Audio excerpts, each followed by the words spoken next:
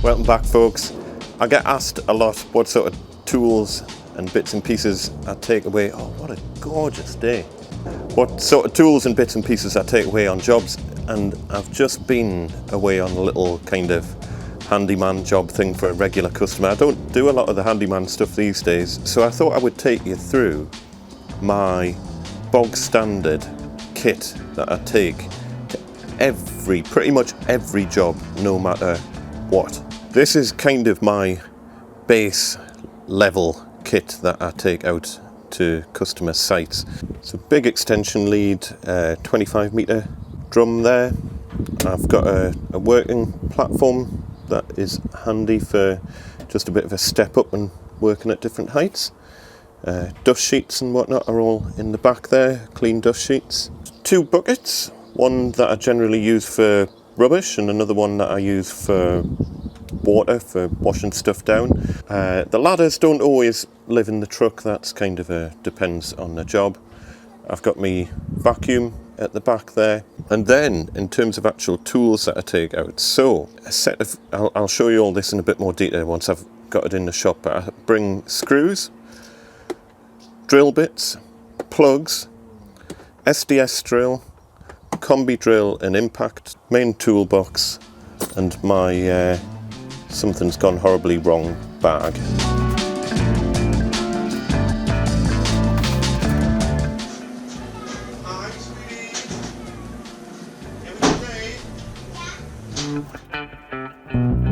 I'll show you me plug box first. So this is my, I call it plugs etc. Expanding plasterboard or drywall anchors. Selection of that. I'll go through this in more detail in a separate video, I think, but I've got drywall anchors, big Corfix fixings, just the Fisher Duo plugs. They're quite handy problem solver type things. Plasterboard plugs, just for light stuff in plasterboard. Red plugs, those are the staple plug to use. Brown plugs as well, sometimes needed for jobs. A whole selection of washers, spacer plugs, which I've talked about in a separate video. Selection of wall bolts, shield anchors. A whole selection of different spacers of different sizes. Yellow plugs, which I just happen to keep inside my a little thing, along with a selection of screw caps. I've got a whole box dedicated to screw caps, but I do carry a selection of white and brown ones and some bigger ones as well, just in case, and I've got some like beige ones. And then here I've got a whole bunch of neodymium, really strong magnets, crazily strong magnets. They are handy for so many different things, finding stud locations in walls. Drills. I'm still looking for the optimal solution for storage of drills. So far this is working out better than anything I've ever had before. I still don't feel like it's the perfect solution. Carrying around a million different like cassette things for drills, I haven't really found that works very well for me, because you end up with so many different ones for metric and imperial, wood bits and metal bits.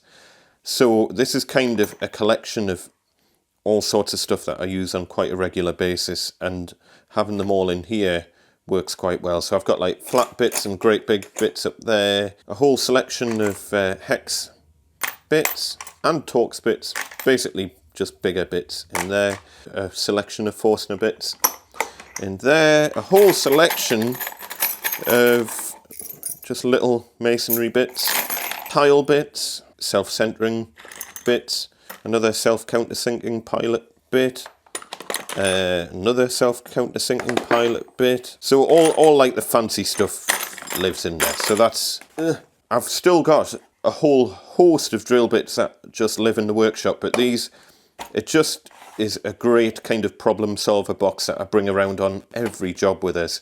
And 9 out of 10 times I've got something in here that can kind of sort the problem. Screws. So this is my common screws box. Again, I'll probably do a separate video all about this, but they're mainly turbo golds, gold screws, Quicksilver, easy drive screws. These are all, this kind of diagonal side is all imperial and this kind of side is all metric. Then my trusty SDS drill. Makita, how this is still going is beyond me. I've had this for a long time. Been through the wars, but it's still going strong. I don't carry around a separate bit holder for SDS. I just keep everything, all my common stuff in here. Anything else I take on a per job basis, depending on what I'm going to need. So I've got a selection of just smaller SDS bits. These are the ones I use all the time. Well, certainly the 5.5 I use all the time. I generally go half a size smaller on the SDS. I've then got chisel bit, it's always handy. 14mm bit, that is for the wall bolts that I showed you before. Bit of a longer bit, that is actually, I think that's one of the ones that comes free with the space plugs. I've got, that's like a brick remover, sometimes handy. It's like for digging mortar out between bricks. And a pot of grease as well. And then my trusty, what is it? It is an HR 2450. Brilliant drill. I've had that forever and it just never gives up. I don't carry these round on jobs, that's not even SDS. So that's a big 16mm bit that is handy for getting through really long walls. Slightly short 14, I think that is. A long 8mm bit. 22mm bit if you're running like big copper pipe through walls or ducting conduit through walls, stuff like that, that's handy. And another 16mm bit there. But I don't carry, I only take them as and when I need them.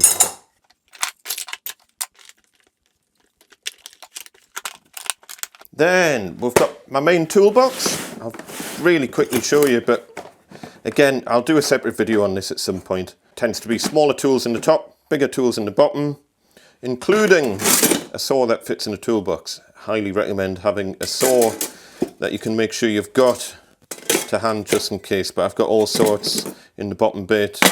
Hacksaw, big grips, spirit level, all sorts of stuff lives in the bottom of that. It needs a tidy out. So come back and I will do a video about everything that lives in here.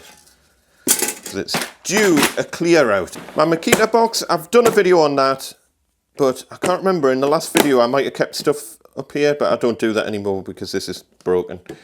Stuff that lives in here, obviously impact driver, combi drill, metal detector lives in here, along with dust catcher and frog tape for the dust catcher, and I've got a little ratcheting screwdriver, really handy to have. It always gets jammed on. Anyway, I don't use the bits that are in the end of that because I've got a crazy amount of bits.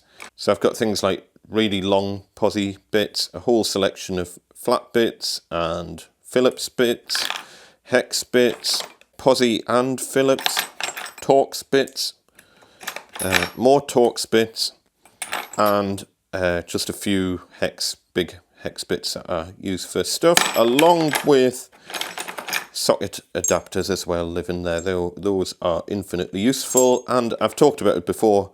You never know when I might have this drill box, but I don't have my main drill box, and I don't have a spirit level, so I've got just this tiny little dinky spirit level that lives in there.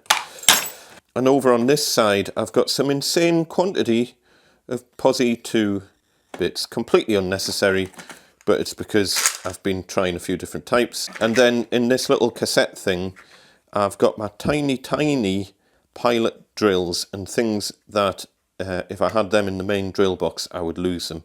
So my tiny drills live in here, along with just very commonly used screwdriver bits.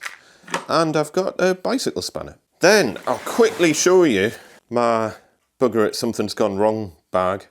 So in here, corks, a selection of corks. So I've got some no nonsense, I've got some Nemesis, I've got some sticks like poop, more Nemesis cork, sticks like Evo stick, wood filler, which is run out and I need to get a new one of them. A selection of other fillers. So I have a white Ronseal, I've got a natural Ronseal 2-part pot, and I've got the decor fill stuff that I decant into glass jars. White spirits, several rolls of sandpaper, and then in here, oh my goodness me, it needs tidied out. But in here I've got brushes, rollers, a selection of different paints for emergencies, matte white, water-based gloss, kind of an off-white yellowy colour, Kitchen Plus, but you never know when I've got a few different coloured beige paints to try and match in, because if you're ever going to run into a room where you're drilling holes in the wall and then the customer says, oh actually I don't want it there, can you do it there instead, and then you've got a hole to fill, and invariably it's going to be white or magnolia, so I do try and keep that. A selection of rollers in there. Rollers don't normally live in there. Whole host of paintbrushes which needs tidied out, although I don't keep my little paintbrushes. I'll show you. I keep little paintbrushes and whatnot in here. Keep like little tiny touch-up brushes and things like that. Ibuprofen. You never know when you might need some ibuprofen. Then all around the sides, masking tape. All around the sides I have plastic bags. You never know when you need plastic bags to wrap up old paintbrushes and things like that.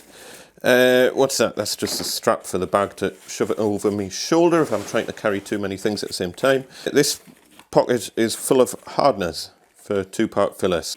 We'll call this a problem-solving bag rather than the something's gone wrong bag. This is a problem-solving bag. Rollers. These are just normal fluffy rollers around here. Cloths live in there. More plastic bags there, and then normally I've got the foam rollers in this end pocket, but somehow my cloths have migrated to there and my foam rollers have migrated into the top. Stuff just kind of moves around by itself in this bag. And then stuff that I keep honours attached to me, if you can see my crotch. Obviously tape measure, vice versa, metric only, double-sided tape measure. Link in the description, awesome.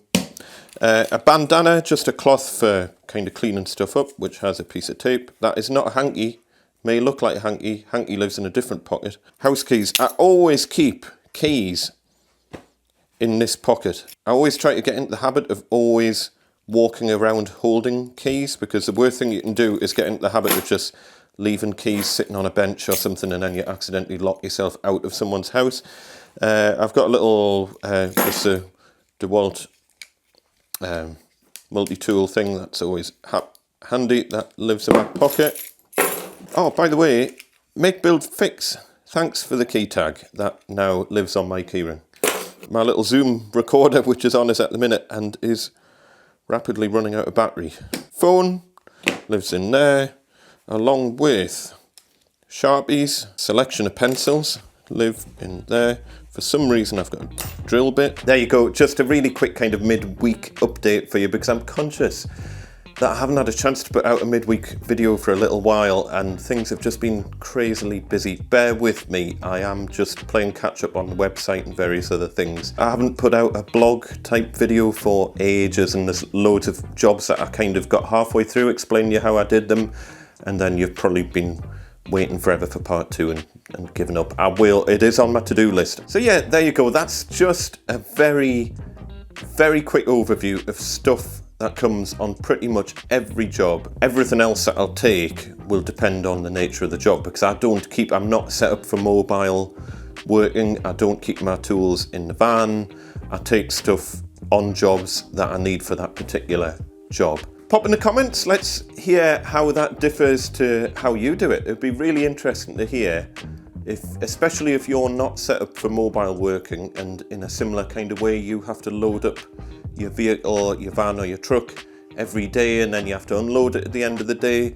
Be interesting to hear what you take on jobs and how that compares to what I always take. If you're new to the channel, don't forget to hit subscribe. New videos on Saturday morning is kind of the main time that videos come out on this channel, but I do try to get the odd midweek thing out as well. I've got this massive crazy backlog of stuff I need to get edited, and I will get on it at some point. Anyway, you lovely people, see you next time. Bye.